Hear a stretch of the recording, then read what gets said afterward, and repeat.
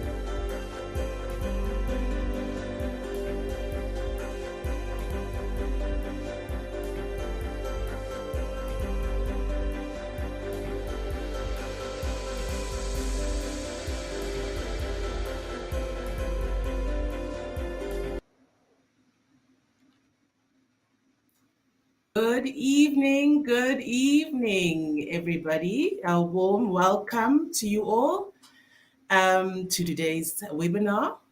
My name is Tina Tembani, and I will be your host and facilitator for today's session with High Bar in partnership with TWA. I'm joining you from very, very cold Johannesburg in South Africa.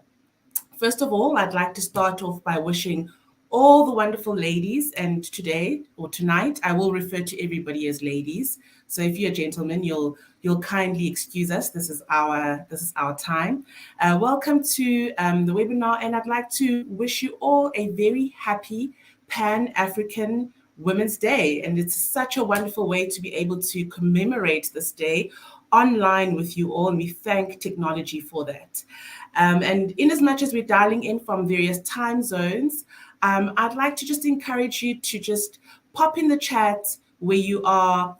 Let us know your name, whether you're situated in Accra in Ghana or whether you're in Windhoek in Namibia. Let us know where you are, and let's just get this energy in this virtual room going. Okay, so tonight we are talking about women and wealth, which is a very befitting theme as we celebrate Pan-African Women's Day in 2023, and it has been 61 years since the African Union proclaimed that on this day we should celebrate the role that women have played in ensuring that we advance our political freedom in Africa, as well as celebrating the strides that we have made in achieving social and economic status. In as much as we're celebrating today, I do think it's, however, very unfortunate that as African women, we still are very much at the bottom of the food chain. We're at the bottom when it comes to wealth, to ownership of assets, financial security, access to finance, which is really the building tool for creating wealth, and really just on the back foot when it comes to anything that is wealth related. So today's conversation is incredibly important because it highlights that we still have to make a lot of strides to ensure that women are able to progress insofar as wealth creation is concerned. I am extremely excited to announce today's speaker, someone who is a firebrand, a trailblazer, very much a change maker, and most importantly, a straight talker.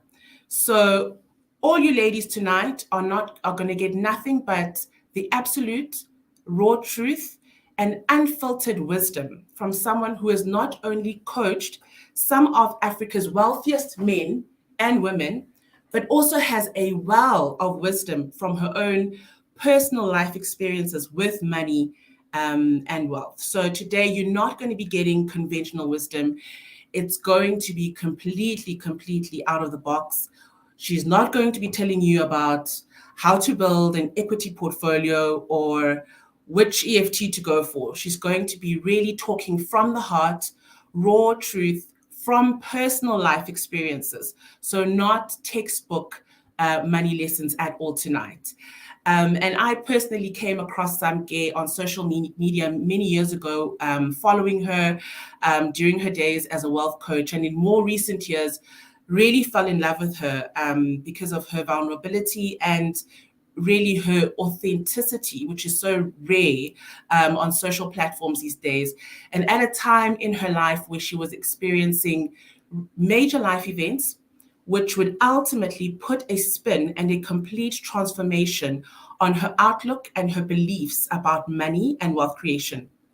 And at this time, I was also going through my own personal journey and at an inflection point as someone who, probably ticks a lot of the boxes in terms of what it looks like to be successful, went to amazing schools, had a great career in financial services, but was really feeling stuck in terms of what it really means to be successful and ultimately to have that wealth that we ultimately seek as we fulfill our purpose on earth. So in 2022, we connected and we collaborated on a vision boarding masterclass. And since then, we've really become good friends, and she's become a really good trusted confidant to me. Before I hand over to Samke to begin today's talk, sorry, I just seem to be having issues with power. I just want to read a little bit from her profile so you can get a glimpse into really who she is and her career journey. Samke is an acclaimed international speaker, an award-winning wealth coach, best-selling author, and women empowerment advocate with over 13 years of experience in personal finance. She is the newly appointed co-founder and CEO of TWA, spelled TWAA, an AI-driven women's marketplace and networking platform. Before joining TWA, Samke founded and led TNC Wealth Partners, a top financial wellness consultancy that served major companies such as Standard Bank and MTN. She holds an honors in financial planning and an MBA with a dissertation titled Factors Contributing to the Over-Indebtedness of Black South African Females. Samke is divorced, a mother of two, and resides between Johannesburg and Atlanta. She is also, ladies, a multi-award winner, including being an honoree of the UNMIP AD Top 100 Global. She has worked with all 5 of South Africa's big banks, and she is a renowned Pan-African and global speaker and facilitator. Now, before I hand over to Samke, I would just like to let you know that at the end of today's webinar, we will be giving away a copy of Samke's book called Ring Fence. It's got a ring on the cover. It's not to suggest that you should marry into wealth. It's got a lot more, material, pearls of wisdom around wealth and money. And we got to base our selection on whoever is the most interactive. So as she goes through telling us her story, as she goes through, imparting some of the pearls of wisdom that she has for us today, do type in the chat, ask her all the questions that you want to know.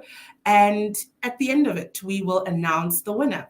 So without further ado, I am now going to hand over to Samke, our guest speaker, to talk to us about women and wealth.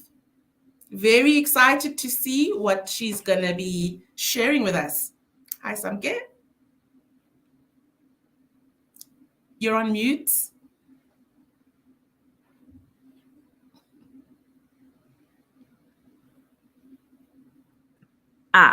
There we are. Okay. Perfect. Good evening, everyone, and thank you so much, Tina, for that. I'm hoping everyone can hear me. Tina, I'm going to assume you can hear me on your side. I can hear you on my side. Perfect. Perfect. Thank you so much. Ladies and gentlemen, if you see me looking down at my phone, it's because the tech team is on a WhatsApp with me, just helping me to navigate, because when I am on presentation mode, I cannot see you. You can see me, but I'm already in the presentation, so I can't see you. So if you see me looking into the phone, I'm not being distracted. I'm just making sure that you can all hear me and you can all see me without me having to pause to check that. Good evening. Once again, my name is Samke Mhlongo. It's an absolute privilege, although daunting one, to be speaking to you this evening. And I say daunting privilege because when I got the brief for today's engagement, in fact, I didn't get the brief. I set the brief, but I set the brief about 2 months ago at a time and at a place mentally when I was very good at regurgitating, very good at saying that which is to be said, very good at repeating what we know about finance, very good at, putting my own spin on philosophies that already exist. And as much as I was known as someone who's a straight talker, sharpshooter, there were still a lot of things I was holding back on. And so when we were having the briefing meeting a week ago with Vuyisa, and he was, asking me what I'm going to speak about, and I was telling him, the stats on this and the products on that, he said, no. That's not how we're going to do this evening. It's Pan-African Women's Day. It is an opportunity for you to really share what is in your heart and on your mind. And I'd encourage you to share it as if it were the only and last opportunity you would have to share. If this were your legacy, what would you want to leave behind?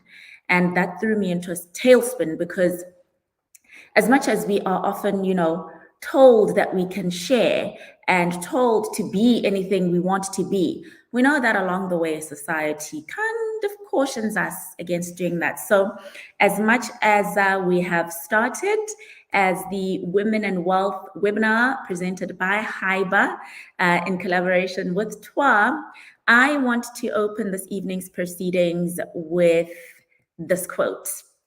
And I know it's kind of contradictory to be quoting a white man when we are celebrating Black women, African women, rather, all African women. But I find that this quote really spoke to me at a time when I'm facing tension and resistance in my journey. And it's by Benjamin Mee. He's an Australian gentleman who bought a whole zoo. When it did not make sense. Like, how do you wake up and buy a zoo, right? He wasn't an animal keeper, conservationist. And basically, there was a documentary done about his decision. And he says, sometimes all you need is 20 seconds of insane courage. Just literally seconds. Next slide. Seconds will be slide by slide. Okay, perfect. So next slide, please, Hendrik. He says, sometimes all you need is 20 seconds of insane courage. Just literally 20 seconds of just embarrassing bravery. And I promise you, something great will come of it, by Benjamin Mee. Hendrik, my tech team, I hope you're showing that slide. And I leaned into this quote when I was preparing these slides, because I needed to have insane bravery. I needed to have insane courage. I needed to go against the story in my mind that says, this is the way things are done.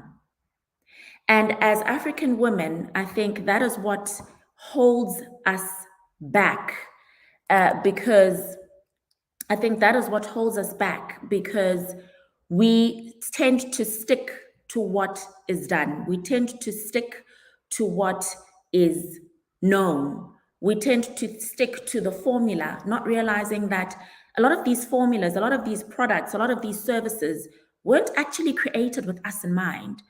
And so then, if we are to be honest about women and creating wealth, then we need to be honest about what hasn't worked. We need to be honest about what could possibly work. We need to be honest about what it will take for us to create wealth for ourselves. As Tina introduced, I also had the privilege of going to good schools, of getting great qualifications, great awards. But as I take you through today's presentation, you'll see how that left me very exposed financially at different places in my life. And why decide to use stories as opposed to facts and figures? And Hendrik, if you're helping me with slides, next slide, please. And the reason I've bought into this idea of storytelling as a powerful medium, not only of relaying information and sharing lessons, but also a powerful medium of creating wealth.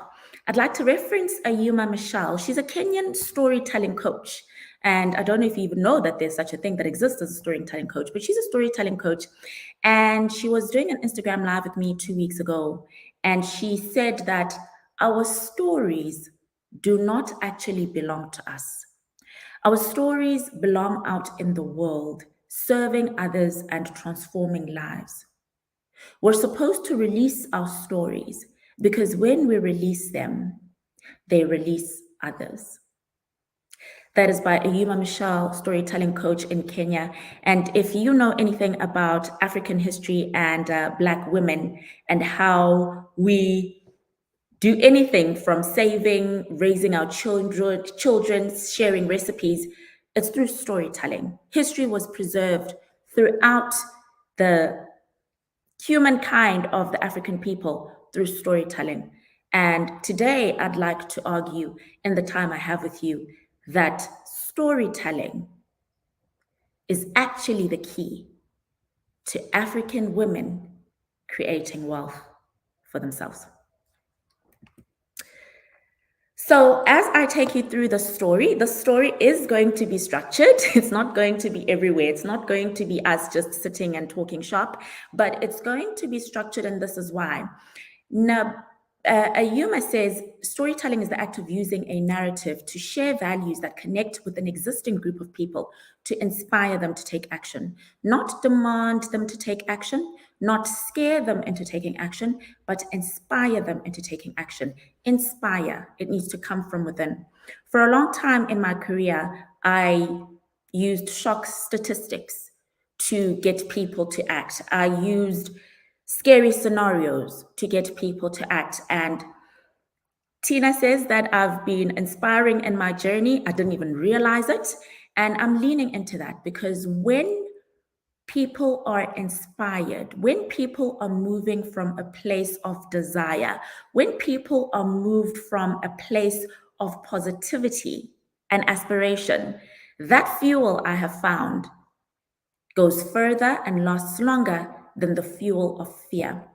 And even in our journeys of financial emancipation and wealth creation, we have moved from a place of fear, fearing poverty, fearing being broke, fearing being down and out, fearing not reaching our full selves. And now I'd like for us to look at it from a place of desiring and being inspired to be our great selves, desiring and being inspired to live in abundance, desiring and being inspired to be at the top of our game, desiring and inspiring to be global phenomenons and not just local, domestic, regional successes. I'd like to leave you with a question to think on as we are going through this webinar. Are you prepared for success? You've prepared for where you don't want to be, which is in poverty and financial distress, being broke. But have you prepared yourself for success? And the reason I say this is because as I tell the story, you will see how there were actually instances where I shunned that success, where I ran away from success, where I self-sabotaged when getting to the place of success. And one of the takeaways I want you to have is that of being prepared for greatness. So, ladies and gentlemen, I'd like to introduce this presentation again, this time from my perspective. I opened with the flyers that you would have seen on social media going around, and this time I wanted to own the story. I wanted to own this narrative. I wanted to own this webinar. I want to take the liberty of doing it my way, not the way it's been done, not the way I have done it, not the way I've received accolades for doing it, because the world will reward you for conforming to its system. And the world will reward you for conforming to a system that hides from you how great you can be. The world will reward you for conforming to a system that keeps you less than the powerful being that could upset the status quo. And so I have been awarded many times for maintaining the status quo. And today, I take the liberty of disrupting the status quo, the liberty of disrupting what we know about women and wealth and how we should go about it. And so, let's begin. I open this presentation with a slide of July 2021, a picture of me on July 2021. And if you can look there, I took a screenshot of that picture so that you can see the date right at the top over there, 5 July 2021. And that is my passport together with my suitcases. And the passport is open to my US visa. It was July 2021, exactly 2 years ago, when I left South Africa for 6 months to answer one question and one question only. The question was, who am I? Why would I start this webinar at that point? Because I realized that in answering who am I, the answer to that question determines your trajectory in life, whether you're going to maintain the status quo and be rewarded sufficiently. You may be rich, or whether you will disrupt the status quo and be potentially wealthy, but also risk being flat broke on your behind. The reason I had to ask this question, who am I, is because just 10 years before, I was a banker, a mother, and a wife. I was working at a private bank in South Africa. I was married, raising my 2 children. And 10 years later, excuse me, I'm in a presentation. I'm in a live presentation. Yes. Thank you so much. Welcome to South Africa. And that was me standing my ground. So I was a mother, as I said, a banker, a wife. And 10 years later, when I asked that question, who am I was no longer those things. I was no longer those titles that gave me an identity. What do I mean that I was no longer those things? Well, I had left my job as a private banker, and basically I decided to be an entrepreneur. And when I became an entrepreneur, I named myself a wealth coach. I don't even know where I got that from, but I couldn't go by ex-private banker forever. I knew I was in the business and in the activity of ensuring that I'm sharing with a wider audience that which I had learned in the ivory towers of this private bank in Sandton. I knew that I had learned tricks and behaviors and ways of being that are outside what your normal banking conduct would require of you. Behaviors such as networking with the right people, having intentional weekly or quarterly or monthly meetings where you are deciding what opportunities are we going to exploit together, what opportunities are we going to create together, behaviors that created barriers to entry, to other entrants, to ensure that that which we have carved out as being this pool of wealth and income for us stays carved out for us, and that we're going to compete together as opposed to against each other. So we are going to create this fence around that which we value to keep others out. And so I thought, how do I actually coach people, not only in the principles of finance, but in the principles really of creating long-lasting wealth? And so Wealth Coach came to me, and that's what I decided to name myself. So I was no longer a banker. I was this made-up name. And I had recently been divorced from my husband, who I married at the age of 21. I was divorced at 29. And many of you know this. And and I had received a lot of my identity from that. So much so that I even wore with pride the badge of being a divorcee, because I needed to replace that identity with something.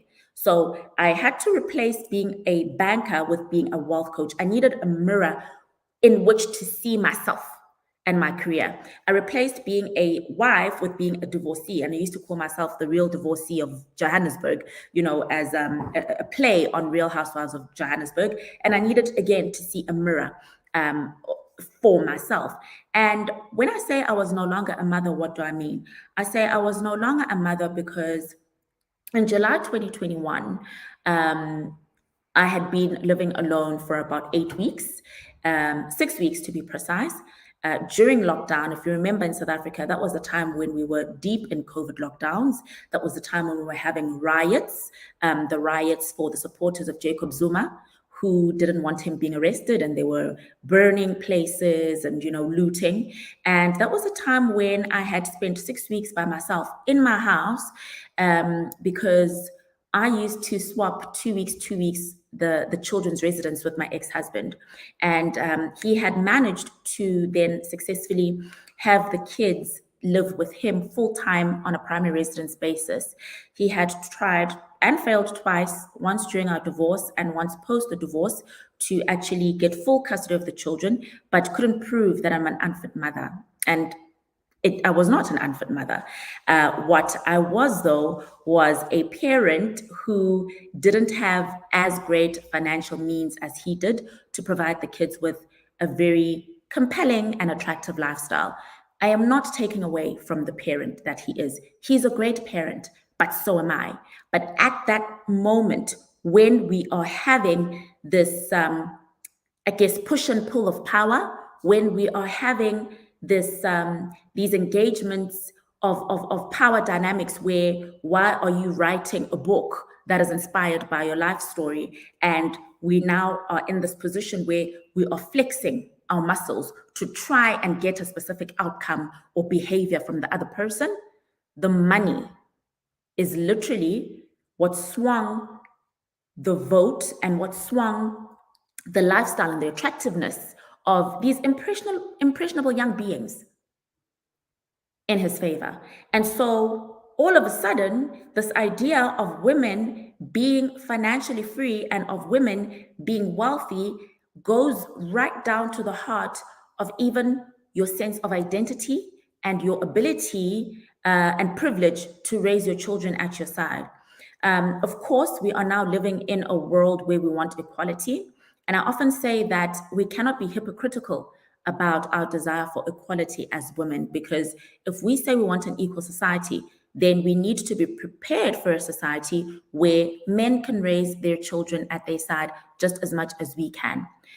I am not being hypocritical about that. I am simply saying, would the outcome have been different, or would I have been able to influence the outcome had I been in a better financial position? Or would we even been able to maintain the status quo had I been in a better financial position? And so I'm sitting in July. I don't have the ability to band-aid and mask these wounds that are festering in me, right? I don't have the ability to go to Tasha's for a cocktail when I'm feeling down. I don't have the ability to pop over to a friend's house when I'm feeling lonely. I don't have the ability to get on stage and present an address to an audience of people when I'm feeling like I need some validation as to my value. And so I'm sitting faced with nothing but my demons on one hand and my angels on the other, sitting in a place of purgatory, if you will, where I'm not dead, but I'm not alive either. Sitting in a place where it dispels the quote, what doesn't kill you makes you stronger. Sometimes what doesn't kill you leaves you in this place of numbness, leaves you in this place of not knowing whether you're dead or alive. You wake up every day, you walk and talk every day, you work every day, but you don't feel alive. You don't feel fulfilled. At that time in my life, I didn't have the will to live. I couldn't taste my food, and that was not because of COVID. Nothing made me happy. Nothing brought me joy. There was nothing between me being alive or being dead that moved me. If I were to wake up the following day up in heaven with the Lord Jesus, I would have been okay.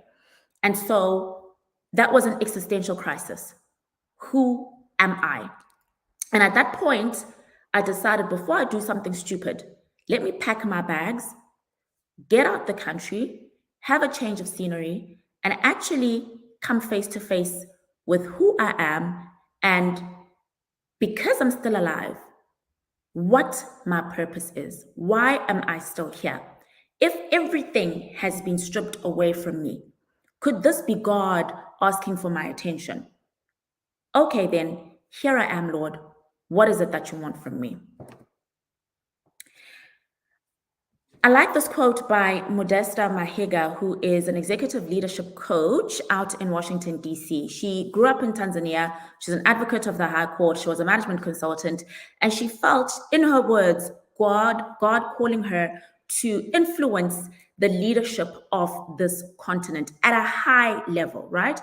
She's very unapologetic about her spiritual belief, about God in her life, and about the impact that she makes as a result of her spiritual calling. And I mention this because that is something else I want you to really think about and to ponder upon, which is the spirituality of Black and African women being at the center of the magic that will allow us to tell the stories that create wealth. I'll repeat that. The spirituality of Black African women being at the center of the magic that will allow us to create stories or tell the stories that will help us create wealth. It may sound like a whole lot of gibberish right now, but it'll make sense as we go along. So Modesta says, God leaves clues in your childhood as to what your purpose is. Those things that you enjoyed doing, those things that were effortless, those things that made time fly by, there in those things lies the clues to your purpose. Now, I want you to think back for a moment. Close your eyes and think back to when you were about 5 or 6 years old. I want you to hear the sound of children laughing. I want you to hear the birds in the sky, to hear the river or the stream passing by, to hear cars hooting, to really come alive with the sounds of what your childhood was. And I want you to think back to that person. I want you to think back to that careless abandon. I want you to think back to that optimistic hope that defied odds. I want you to feel whether it was the gravel under your feet, if you're playing barefoot, or the feel of grass, the cold grass, as you fell over. And I want you to remember how big you felt, even though you were so small. I want you to remember how possible everything seemed. I want you to remember the thrill you had at the idea of growing old. I want you to remember the dreams you had of the woman you would become.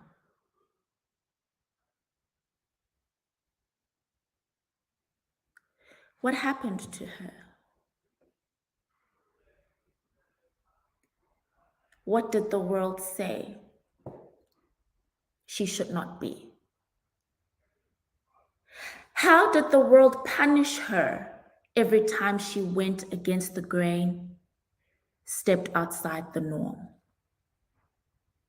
I asked Modesta in our Instagram live, Modesta, can you please tell me what are some of the challenges and the barriers you see that stand between Black women, specifically African women, and their ability to reach their highest self? And she answered what doesn't stand in their way.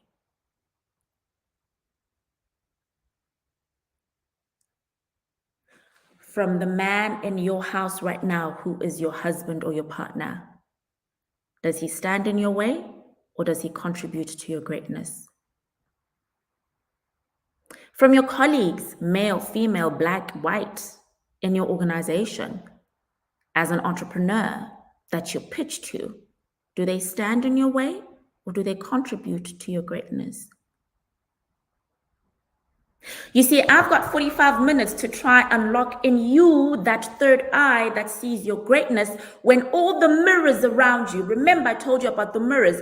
I'm a mom, I'm a wife, I'm a banker, I'm a wealth coach, I'm a real divorcee. All the mirrors in today's society say, Black woman, you are at the bottom of the value chain. Karl Lagerfeld's cat, the late Karl Lagerfeld, the head designer at Coco Chanel, his cat, in many circles, is more valuable than you and I. Below and beneath animals in some instances.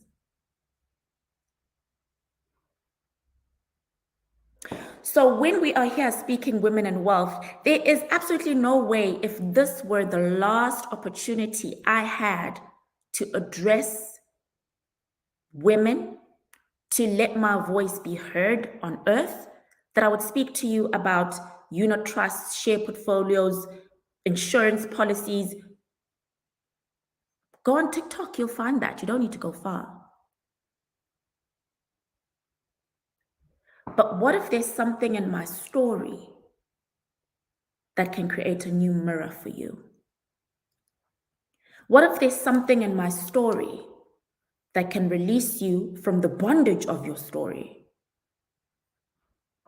What if there's something in my story that you can take that unlocks other stories? Because the same Modesta says that God is an investor, and a jealous investor at that. He has invested in a sequence of events in your life to ensure that you are here today watching this live. He has invested in a sequence of events in your life to ensure that you are still on earth, breathing, living, producing. And she says, we are all born with a purpose, and that purpose is made for a time such as this. We all have something we need to deliver to this earth, on this earth, in this lifetime, in order to release others. Purpose is of service. And she says, when we do not do that, God comes to call on his investment. You wonder why there are blockages in your life. You wonder why there are things going wrong. You wonder why things don't seem to be going your way. It's because you are off course. And when you are on course, what I call alignment, purpose alignment, then you find that you operate in God time, meaning you collapse time. I did an Instagram post about alignment collapsing time. Alignment making manifest in one phone call, one email, one chance encounter, that which logic says takes years. But you see, alignment and purpose require for you to be spiritually attuned. And I said this in our Instagram live last week, that please don't think that just because as Black women, we are outwardly about our spirituality, that other races don't practice spirituality. There's a reason that the Jewish people come together every Friday night without fail for Shabbos. Do the rituals that they do, then sit around the table to ensure that prosperity dwells and remains and circulates around that table and that community. There are practices and rituals that white women do with regards to where in the sky the moon is and what bath they need to be taking and what salt they need to be pouring on the ground.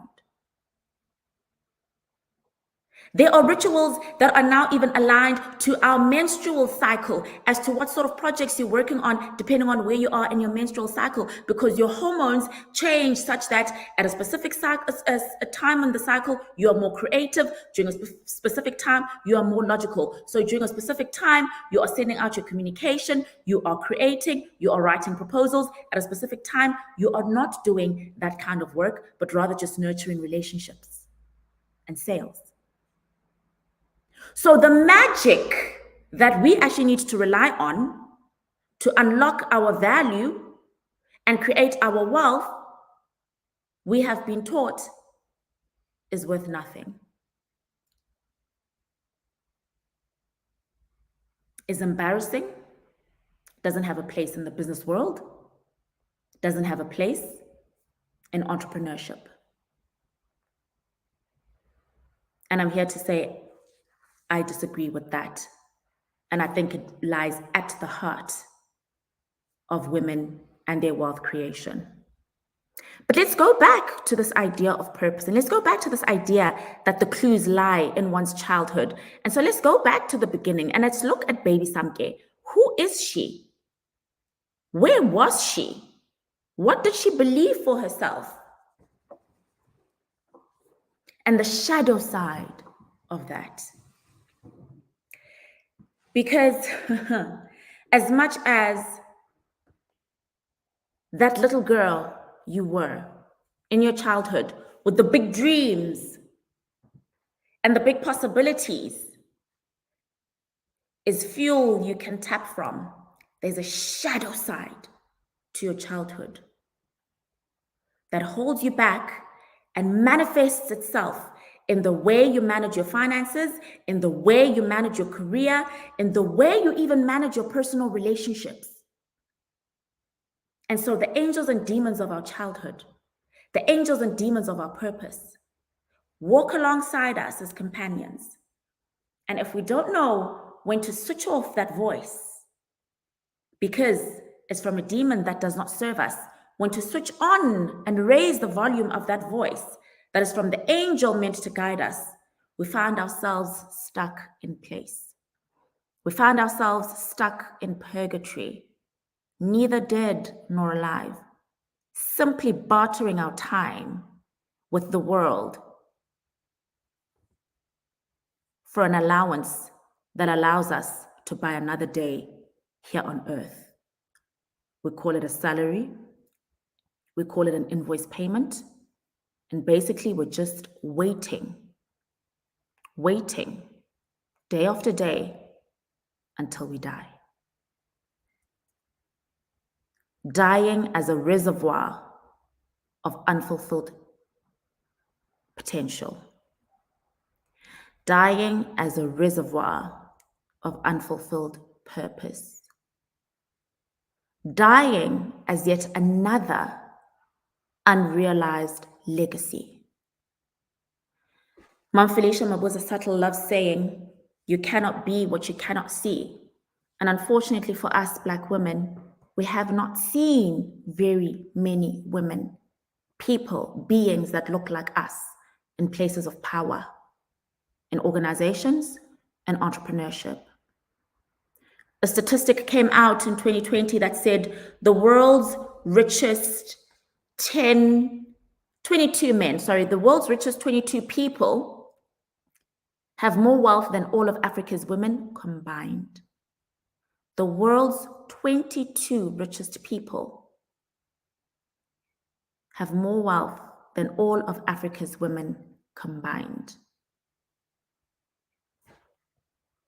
So if we cannot be what we cannot see, logic follows that we will be what we see, which is why we think it's an accomplishment when we occupy executive positions of local organizations, which is why we think it is an accomplishment when we win a global award. But what does it mean? What impact have we made? What influence do we have? What rooms do we shift? Which is why year after year, we celebrate National Women's Month, International Women's Day, Pan-African Women's Day, and the stats are actually sliding backwards because we have very little influence. And of course, how can we have influence when we get punished for stepping outside the norm?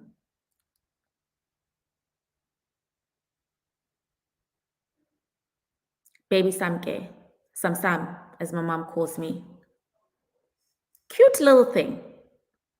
Raised by her granny. This is my dad, my late father. I was such a princess, proper daddy's girl. My late paternal grandmother, twinning with her, my fashionista. My maternal grandmother, Joyce, who raised me. And my mother, Sbongiseni. Complicated relationship we have, the two of us. This little girl was raised on hospital grounds. Granny Joyce was the chief matron at the hospitals we used to stay at. So I always tease people and say, I grew up in a gated community before gated communities were a thing, because I lived on the hospital grounds. And I was known and validated by everyone from the security guard at the gate to the mama dishing for the nurses in the dining hall to the lady who would give me sweets and sometimes chips at the spaza shop for free. So I grew up a very validated child. I grew up a princess, but I was the princess without a crown because I was not raised by my mom or my dad.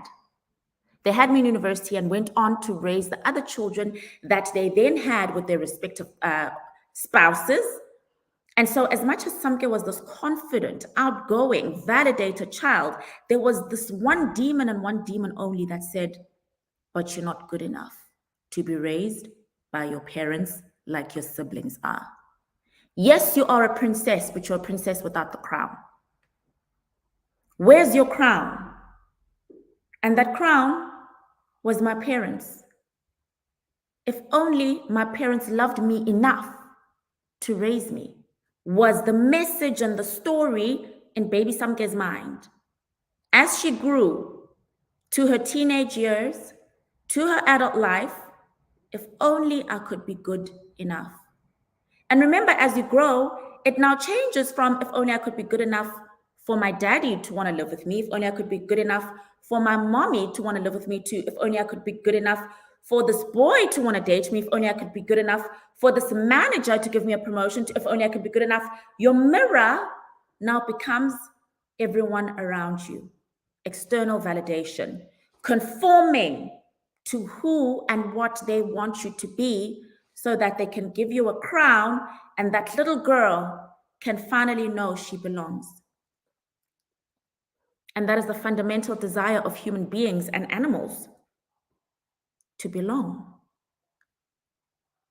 And so baby Sam, with her dreams of being a superstar, at what? I don't know. I just knew when we were being asked at school, what do you want to be when you grow up? I'd always say, I want to be a superstar. So do you want to be a singer? No. Do you want to be an actress? No. So what are you going to be a superstar in? I don't know. I just know I want to be a superstar.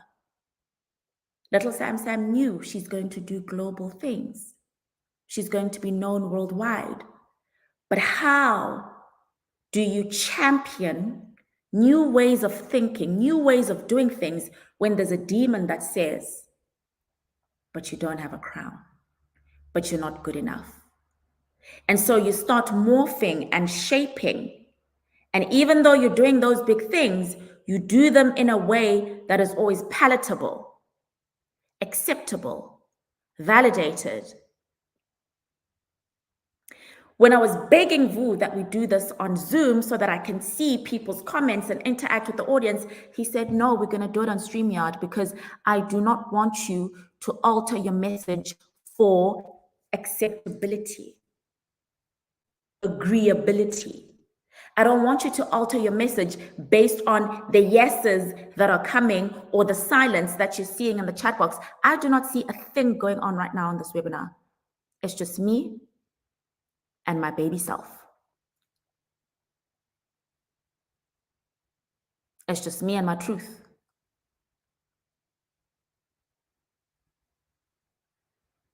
And it is so scary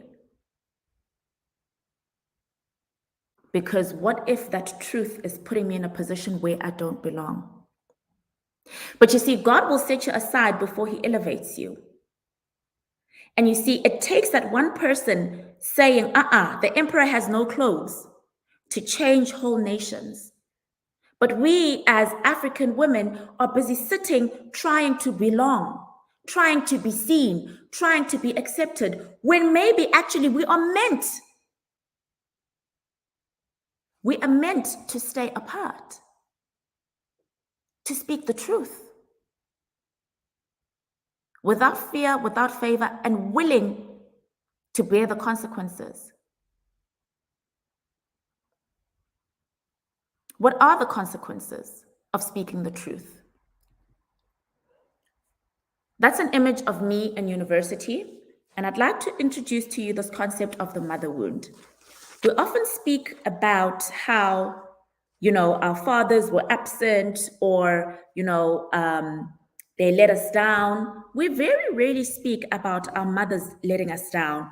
And not recently, when I was writing my book, I came across this concept of the mother wound because with my mom, she had me when she was in university. She couldn't finish med school. A lot of people know the story. And when my late father passed away, he was quite well off and left my inheritance. She used and felt entitled to a large chunk of that money, so large that it actually put me in a position where there was a time I couldn't pay my university fees and had to wait for another tranche from somewhere else to be released. And when I asked her, why would you do that to your own child? She said, because you owe me. You owe me that I didn't go on to become a doctor like your dad. You owe me that I didn't go on to become a success like you. You owe me. And so for a long time, I would self-sabotage when it comes to being successful, because after that point, I decided I'm not supporting my mother economically, financially at all. I do not owe her. I do not agree that I owe her. I had actually, when she'd asked for some money, I would let her have some from my inheritance, but I disagreed that I owed her. And so what would happen then is that in the years that my star was rising, when I'd be on TV doing an interview, on radio doing an interview, in the newspapers being featured, I'd get a flurry of messages from the rest of my family members saying, but how can you be so cruel to your mom? You're so successful, but you're so cruel. She sent us a link to this interview you've done. She sent us a picture of this newspaper you're on, but you don't even support your own mother. And so success brought me pain. And because I wanted to avoid that pain, I shunned the success. I shrunk. We don't like not being accepted. We don't like not belonging. We don't like the pain that comes with speaking one's truth. And so at the point where we are growing, and that growing is resulting in either pain or resistance or pushback from people around us, as it naturally will, we shrink. That's lesson number 1 in Women and Wealth. I want you to take a moment to pause. I asked you at the beginning of this webinar, are you prepared for success? Are you prepared for the pain of success? Are you prepared for the loneliness of success? Are you prepared for being cast out the circle of people that are not as successful as you because you've dared to be greater than the sum of the whole? You came into this webinar wanting to understand the principles of women and wealth, but are you actually prepared to be wealthy? Are you ready for it? Are you willing to bear the consequences? Or is it just a concept that you have? Does it sound good to say you aspire to be wealthy?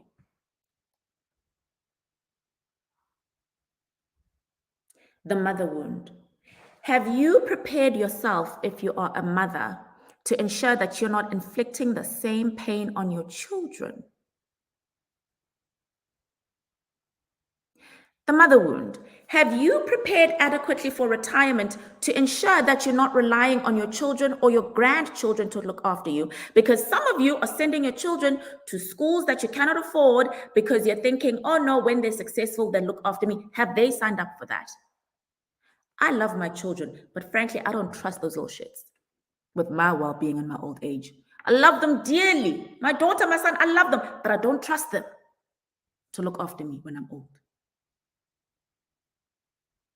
And so I have now started doing something that Steph Obi is a Nigerian online course creator. She says, do not complain. She's got a 10-day don't complain challenge. She says, don't complain at all. If anything happens in life, whether you run into a pothole, electricity is not working, your boss shouts at you, whatever outcome, big outcome, your ex-husband is coming after you for the children, you're in court for your book, don't complain, but rather say, God, I thank you.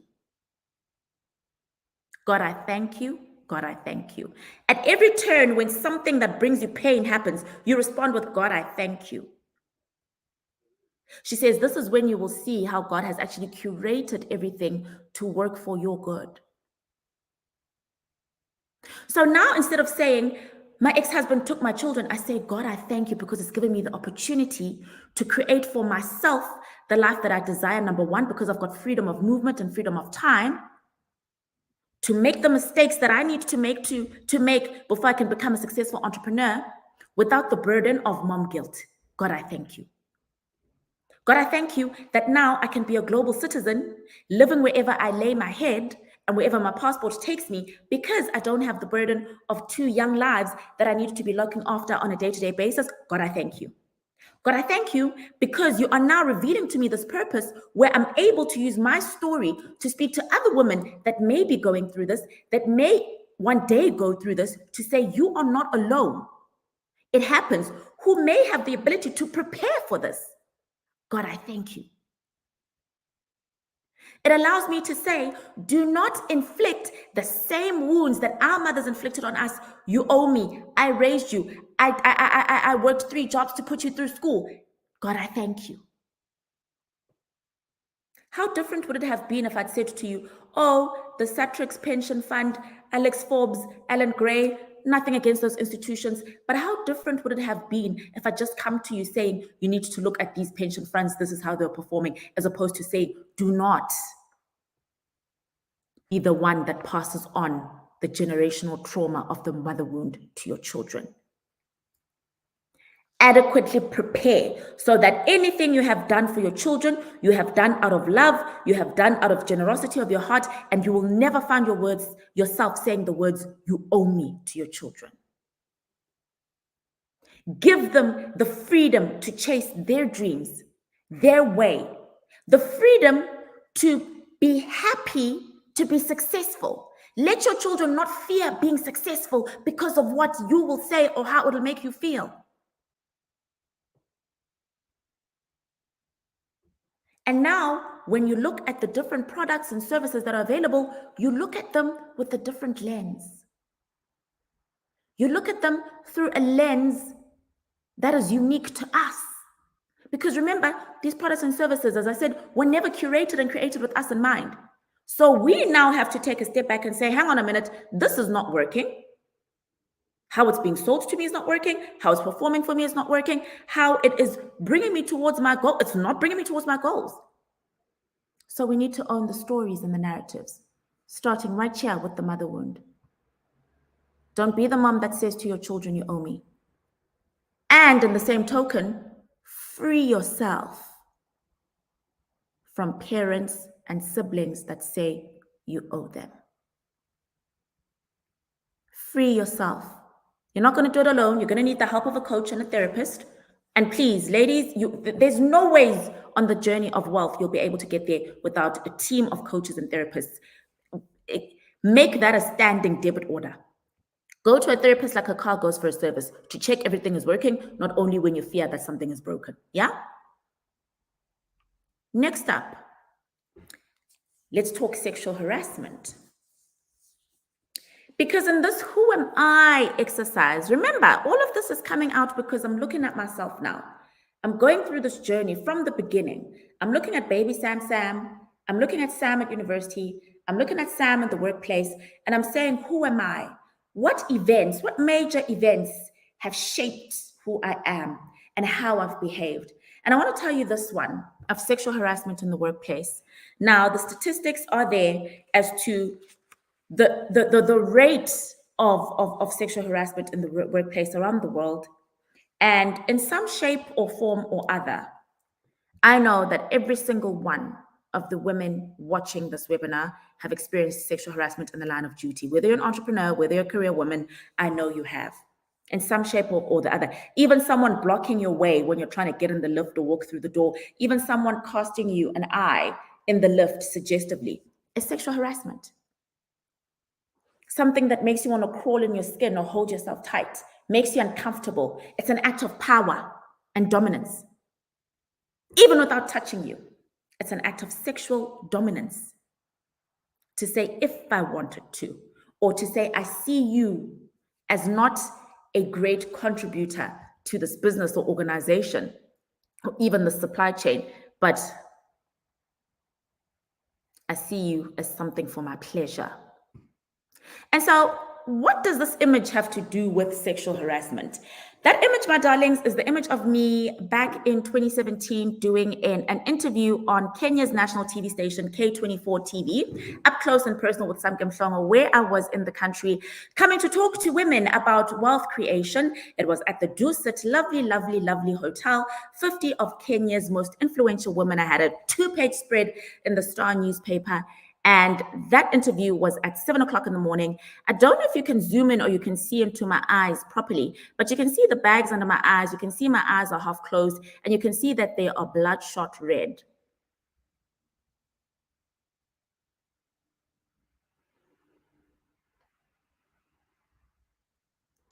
That's because I hadn't slept. That's because I had been raped by my mentor the night before.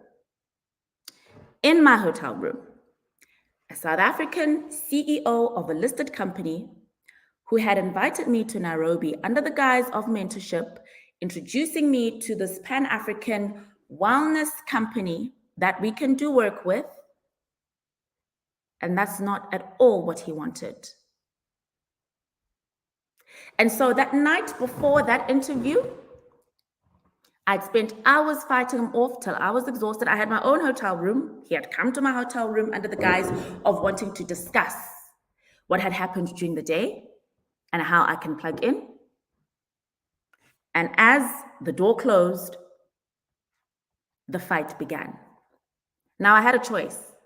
I could either scream and try stay with a friend in Nairobi and basically figure out how I'm going to tell all of Kenya's conservative community and journalists that I'd actually flown to Nairobi courtesy of a married man.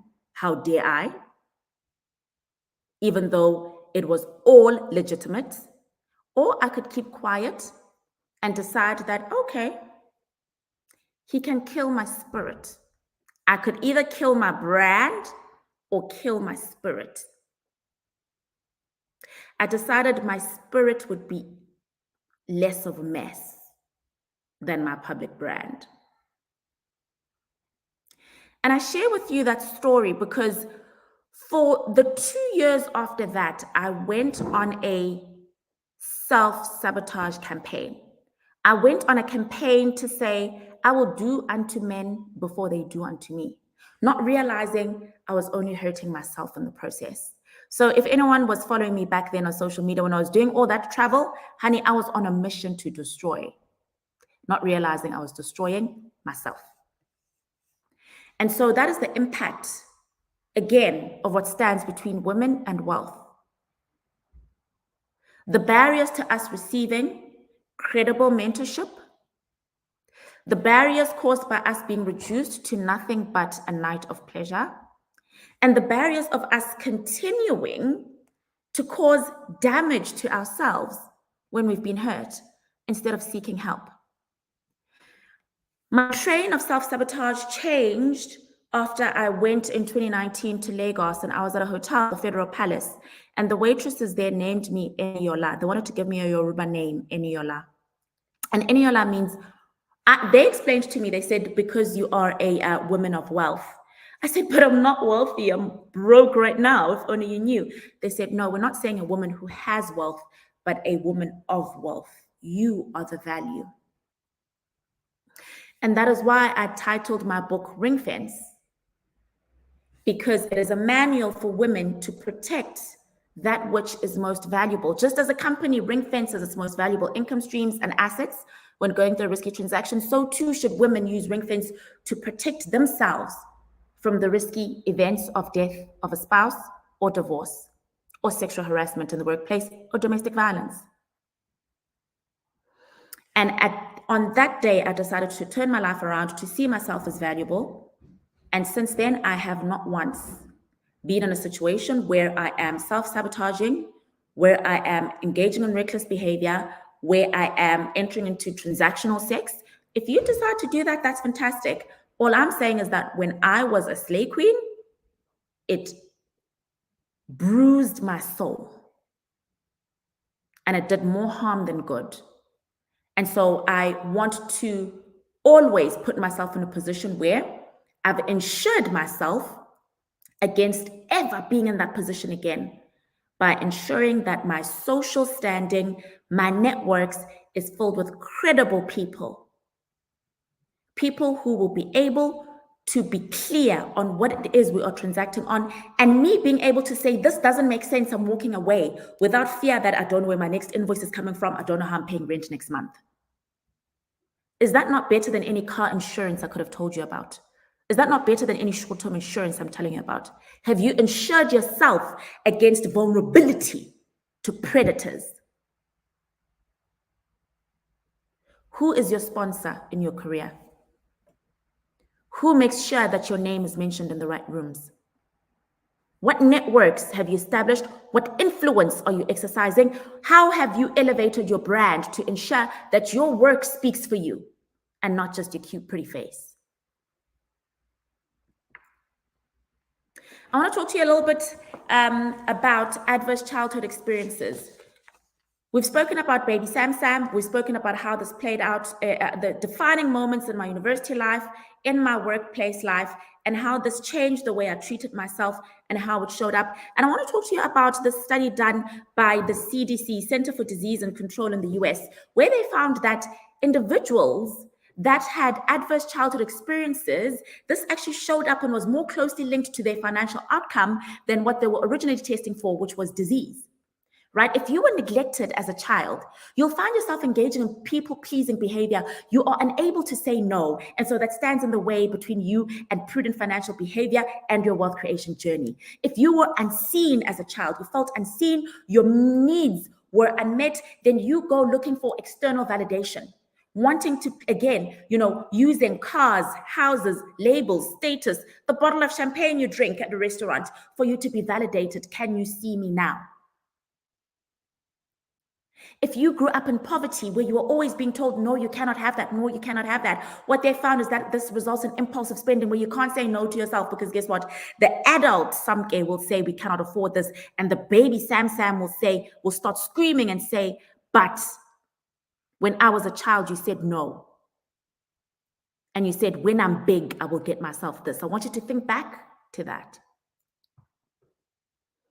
Think back to a time when you were young and your parents said you couldn't have this toy, or they forced you to eat spinach, or in my case, it was pumpkin. I'd always say, when I'm big. See, the inner child in you doesn't forget, and your inner child has come to collect. And unless you heal that inner child will destroy you in its quest to please itself. It's you against you. It's always been you against you. The angels and the demons that are your constant companions. Sexual harassment and domestic violence. Do you know that up to 85% of women will experience workplace sexual harassment, resulting in an estimated loss of $1.3 million in their lifetime? This is a finding by the Institute for Women's Policy Research. So when we speak women and wealth, there's no way we can speak women and wealth without speaking about sexual harassment if it is taking away $1.3 million of our wealth in our careers, where women have to now change careers, where women now aren't staying late to work and meet their deadlines, where they are shying away from events that are not in the office, where they are now showing up as people that are not go-getters, star performers because of sexual harassment in the workplace. Female breadwinners face a 35% higher chance of domestic violence from their male partners, as found by the National Australian University in 2021. We have always preached that financial independence is the antidote to abuse, whereas we are now finding that actually it puts women at a higher risk in those societies that are highly patriarchal, because now the man doesn't know his identity. I was supposed to be the breadwinner. Now that I'm no longer the breadwinner, I will rely on the one thing I have left, which is my physical prowess.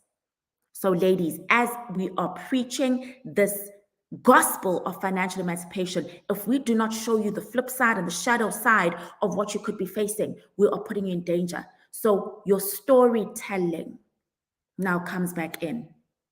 How are you crafting the story of your success with your partner, your husband, your baby daddy, your parents, your siblings, your friends? Your success has to have finesse. You can't just wake up and be bigger than they thought you would be, flaunt it in their face, because they will try and shrink you. So as you can see your star rising, you need to craft a narrative for their buy-in. Otherwise, your own success will be your demise. Women's earnings are higher than ever before in history, but societal, cultural, and religious power dynamics continue to impede their ability to make independent decisions about their finances. If you are married, tell me what happens when you speak to your husband and you say, please, can we discuss wills? Are you trying to kill me? If you are married and you say to your husband, listen, there's this promotion, but we're going to need to move. How successful are you in getting that to happen? the changing dynamics with your friends, your relationships.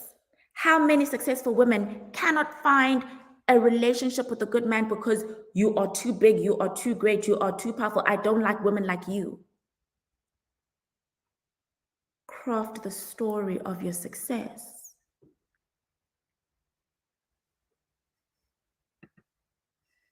So where to from here? We've spoken about the impact of our childhood on our financial outcomes, on our careers, on our relationships, on our behaviors. We've spoken about the importance of our childhood because that's where our purpose and our wealth lies. And we've spoken about the shadow side, the demons. So how do we bring this all together and then say, okay, then Sam, how do we use this to create legacies? How do we use this to protect ourselves, to create wealth from ourselves? We'll put in place those coaches you've spoken about. We will face those childhood demons that may be haunting us. We will face even indeed those behaviors that may be of self-sabotage, but leave us with takeaways. Number one, for your retirement ladies, there's never been a better time to be a Black woman than the era we find ourselves in now, the digital economy. I will preach this until I'm blue in the face. I started my entrepreneurial journey on social media. I funded my legal fees by selling 100,000 Rand worth of books in 7 days on social media. The digital economy is our strong point because we are great storytellers. So here are 8 ways in which you can make money online by digitizing your skills, gifts, and expertise without having to be an influencer or a celebrity. Online coaching. There are productivity coaches. There are confidence coaches. There are iconic womanhood coaches. Literally, through your storytelling and the power of being able to inspire people to take action, to move from one place or another, you can commercialize that ability through coaching. Paid broadcasts. You watching me here now, next time we can say, you know what, for you to register, it's $10 a pop. How much would I have made? Right? Broadcasts and tutorials and classes that allow people to go from one point in their lives to another is one way you can monetize. And guess what? You package that, it stays digitally. It's annuity income for years. Low barriers to entry. We've been preaching investment property, land, this, and that. The digital economy. Knowledge is gold and content is oil.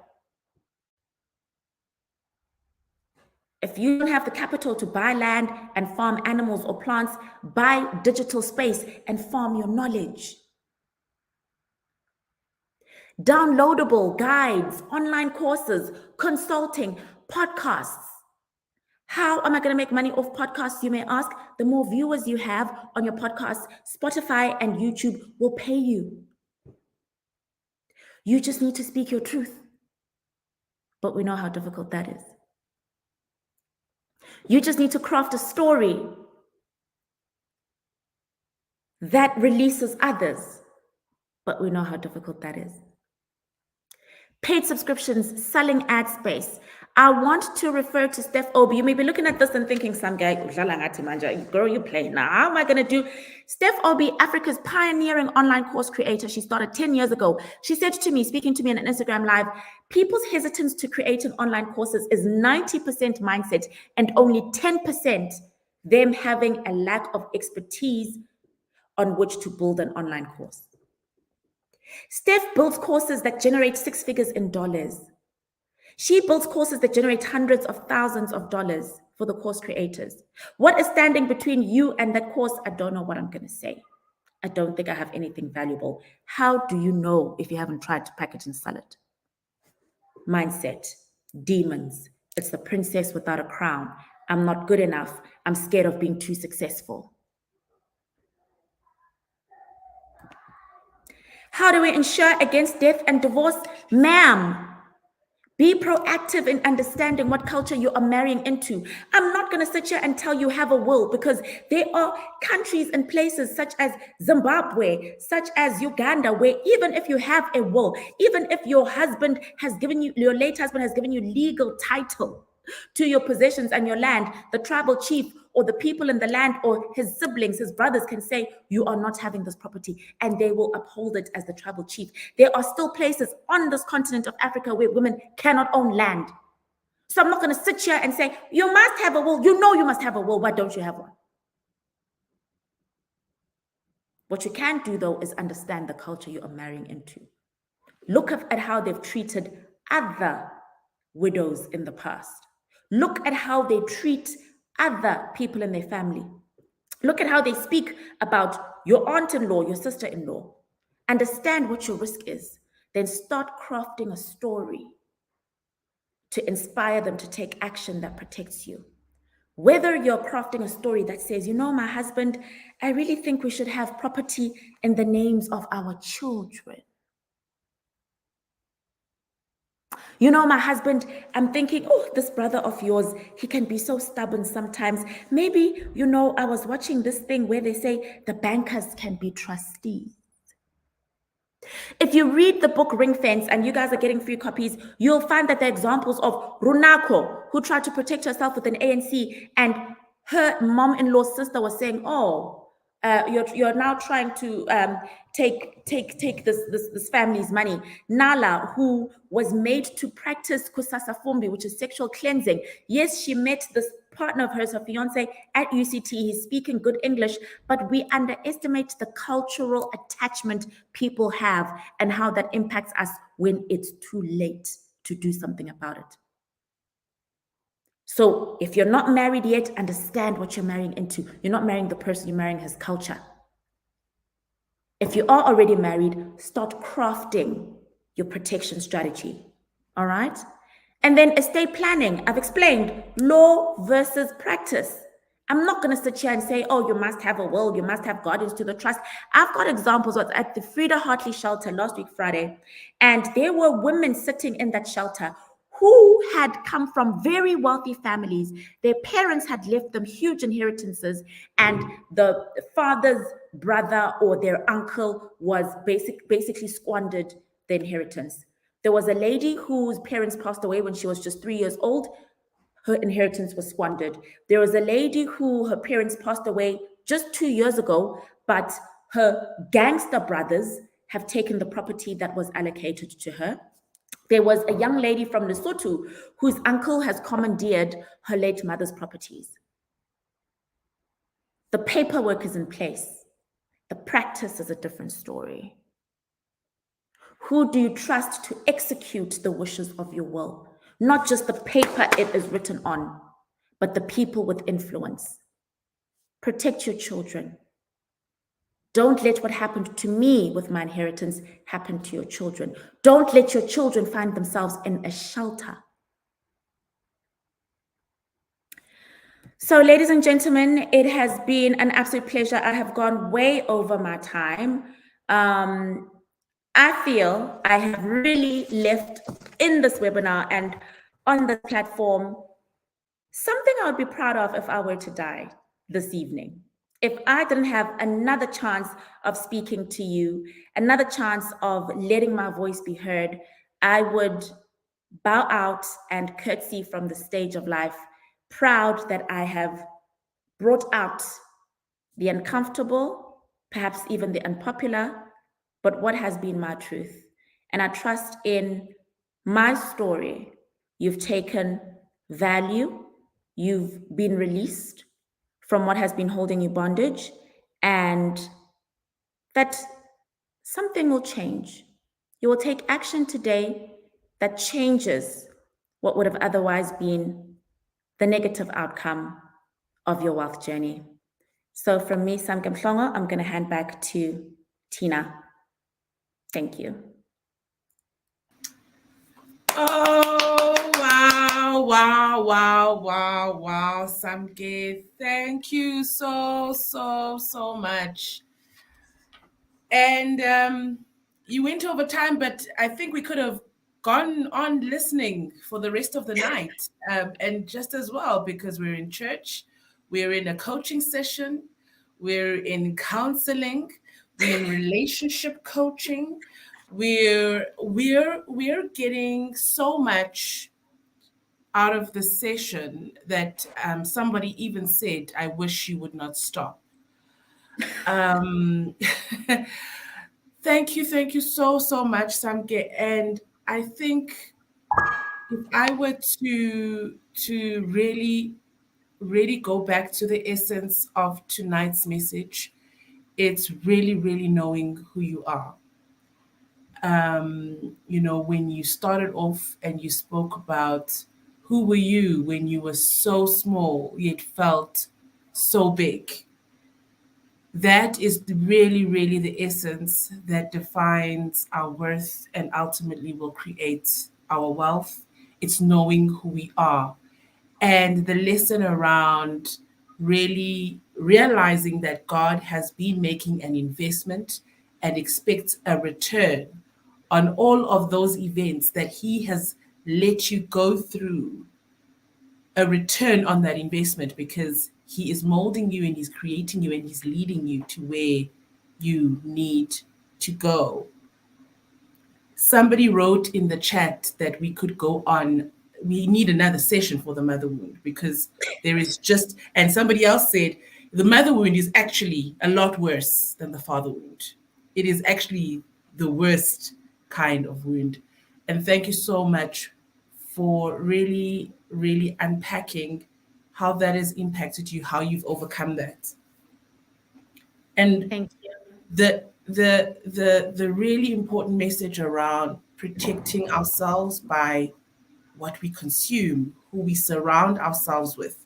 Because when all of these things and all of these products don't work, and all of these traditional measures that we've put in place don't work, what else are you going to fall back on? You really emphasize that these systems that we operate in were never designed. No. They were never designed to look after us and to make sure that we're okay. And I think that's also why it's important that we talk about our stories, because we need to influence how these systems operate, and we need to influence how these products are designed and whether they serve the people they were meant to serve. And I think in South Africa we deal with that issue even beyond gender. I think we deal with it even in the space of race and social class in terms of financial products. But really and truly, I think you for me emphasize the importance of telling our stories because we need to influence these environments. And of course, then for all the ladies, making sure that our relationships support who we are becoming, where we want to go ultimately, because that is so critical.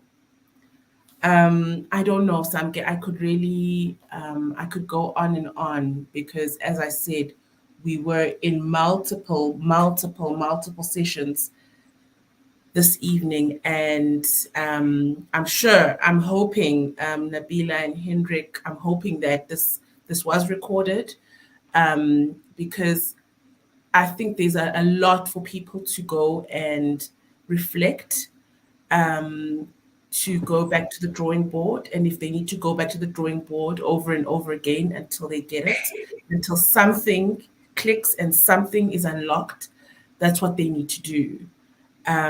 So I'm really hoping, Nabila, Henrik, we will make this available for people to be able to digest, again in their own time. We did say, Samke, that we were going to allow people to ask you questions. We have I think we have a question that has just been asked, and I'm just going to read it out to you. And it's from Tyra Tai. And they say, my question is, I'm celebrating my first year of marriage with a supportive husband. What advice would you give to a 31-year-old married with no kids and working a 9 to 5 to be an entrepreneur? So she's working a 9 to 5, but she's got kids. She's married with a supportive husband, but she would love to leave that environment to become an entrepreneur. I don't know what kind of advice she means. That's very vague. The question is very vague. And I don't want to answer something for the sake of answering. So, Tari, if you could please um, clarify your question, because clarity is very important as well.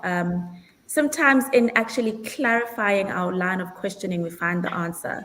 So, Tari, if you could please clarify exactly what it is you're asking me. I'm not going to do you the injustice of just answering for the sake of sounding smart. I want to add value to you. So if you could just clarify exactly what it is you're asking me, that would be a great help, because saying what advice would you give a woman wanting to be an entrepreneur with regards to what? So Yeah. clarify the question a little bit more for me. I'm not sure I understand what you're asking. And I don't want to give you an answer for the sake of giving you an answer. I'm not going to do that. So, Teratai, do make sure that you reach out to Samke so that you can crystallize the essence of what you're asking, and then perhaps she can give you a clearer answer. Samke, there is another question here from Just My World. My question to Samke is, when she decided to drop all the mirrors and titles and chose a new direction, what was her day-to-day like going on a new path? Change can be painful and heavy. What kept her going? My day to day was unpredictable, was different. So in the 6 months when I was in Atlanta, I was spending a lot of time reading, journaling. I also had a crutch being my relationship with Captain America. If anyone follows me on Instagram, they'll know that I had a love interest during my time in Atlanta. And the reason I say he was a crutch is because, once the healing began in earnest, then things started popping up that showed us that we're not really that compatible. But it was a beautiful season, and I honor him for that and always will honor him for that. So going on a new path, it was just a path of discovery. I used to journal a lot, read a lot, listen to a lot of podcasts, listen to a lot of Eckhart Tolle, meditation, Deepak Chopra. So really doing the shadow work and coming face to face with those things that were holding me back. The thing is, with doing that kind of work, you don't just say, "Aha, I've dealt with this demon and it goes away." No, it keeps coming. It's a companion. They don't leave you. So you learn to negotiate with them. So what I do right now is actually that I keep a journal called Conversations with My Inner Child. And if I'm getting resistance from something, if I've got a plan or a goal and I'm facing resistance, then I'll have a conversation with baby Sam and say, "What's going on?" And then you'll find that the inner child talks, and she'll be like, "I'm scared." I'm like, "Scared of what?" "Of failing." "So what if you fail?" "No, but then I won't be good enough." "Well, so what if you're not good enough?" "Well, then I can't not be good enough." And I have to give myself permission to fail. And I have to give myself permission to fail in public. And I have to give myself permission to not get it right, and say, even when you fail, you're still loved. Because in my childhood, my dad, bless his heart, he was very big on me being an academic achiever. He was a medical doctor. I'm a smart cookie. So for him, his way of showing me love was to take an interest in my schooling and make sure that I'm getting straight A's. But the shadow side of that is that I felt I had to earn his love. And so I'm afraid of doing things where I risk failure. I'm very good at repeating stuff where there's a model, where there's the answer book. Then I'm very good at doing that because I know there's an outcome that I know is either right or wrong, and I will make sure that I get it right. But when I'm stepping into the unknown, where there is no model script, where I don't know whether I'll get it right or wrong, I find that there's that resistance. And so I have to have conversations with my inner child to say, even if this doesn't work out, you're still loved, you're still valuable, you still deserve to be here. And so I negotiate with myself and I even reward myself, like, okay, Sam, if you do this, then after this we can go buy a pair of shoes or something, so that I incentivize myself, and I no longer fight my inner child. I don't silence her. I actually negotiate with her. I work with her. So keep that journal, Conversations with Your Inner Child, and it will change your life. Thank you, Sam. I think those are the only two questions that we had this evening. We did have one other question from a lady asking who is the social media influencer who spoke about the gratitude practice. So I think to the person that asked that question, I think it's Stephanie Obi. You can Steph find Obi. Steph Obi. She's a Nigerian online course creator. She is on TWA, the page, TW. Sam did do a live last week. You can catch that Instagram live on the TWA page. And then the last question, Sam, was where can people buy the book? I think everybody is interested in where they can buy the book. I think it is available on Amazon. And where else? I would say, please, if you want the book, if you're in South Africa, go to www.ringfenceonline.com. If you are in the US, the UK, Asia, you can buy the book on Amazon. There's the Kindle version and the physical book as well. And if you are in the rest of Africa, so Zimbabwe, Kenya, Nigeria, Cote d'Ivoire, then you want to DM me because I need to make special arrangements for the logistics. Amazon isn't too friendly with the continent, right? So just DM me at I am Samke Mhlongo on Instagram, on Instagram, or message me on LinkedIn, or just Google me, Samke Mhlongo. You'll find me somewhere. And I will make sure that I get the book to you wherever you may be.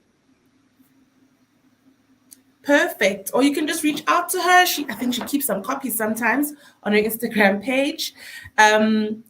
We did promise that two lucky ladies would get to win a copy this evening. And we've been watching very, very carefully the chat, the interaction, and we were focusing on awarding the ladies that have been really adding value to this conversation in this chat and adding their views from their vantage points, lending their voice to the conversation.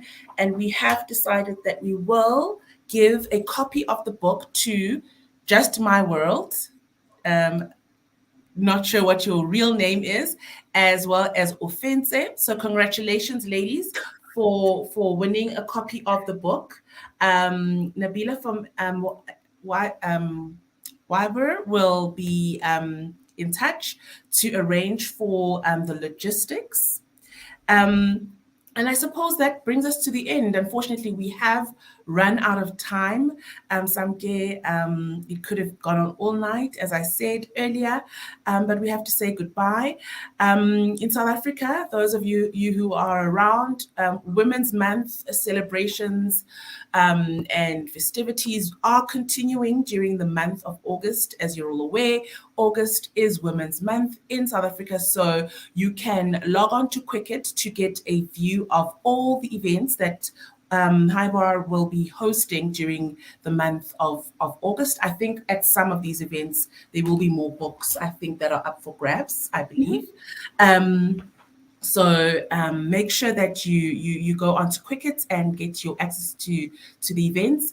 And also TWA, the Africa's first and only women social media platform that Sam is a founder of and CEO, where you can catch more of her and more of her insights, particularly on this digital age that we're in and how you can really start to create value for yourself from the digital platforms. You can follow her on TWA or on her page, I am Samke Mhlongo. So that is the end for tonight. Thank you so much for everybody for attending and taking the time out, and look forward to next time.